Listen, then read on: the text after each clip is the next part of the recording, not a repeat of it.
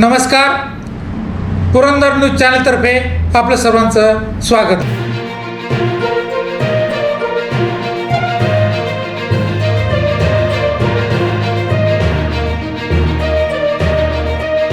नमस्कार. पुरंदर न्यूज चॅनलमध्ये आपलं सर्वांचं स्वागत आहे.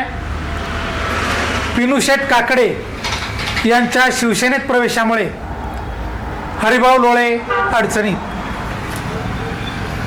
वीर बिवडी जिल्हा परिषदेच्या माजी सदस्या सौ मनीषाताई दीपक काकडे व जिल्हा परिषदेची निवडणूक लढवलेले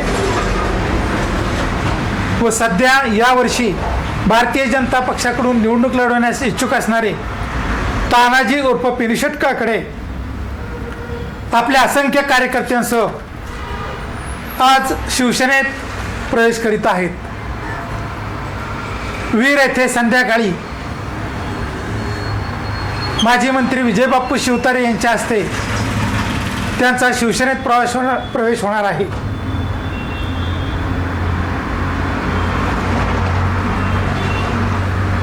आपल्या असंख्य कार्यकर्त्यांसह शिवसेनेत प्रवेश करत असल्यामुळे भारतीय जनता पक्षाचे उमेदवार हरिभाऊ लोळे अडचणीत सापडलेले आहेत. हरिभाऊ लोळे यांनी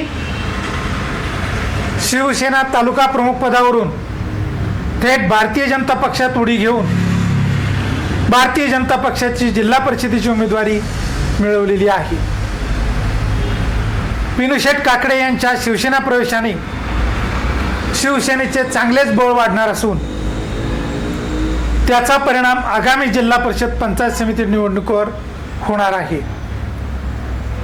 पिनू शेठ काकडे यांच्या प्रवेशाने पुरंदर तालुक्यात मोठी राजकीय खळबळ उडाली आहे. धन्यवाद.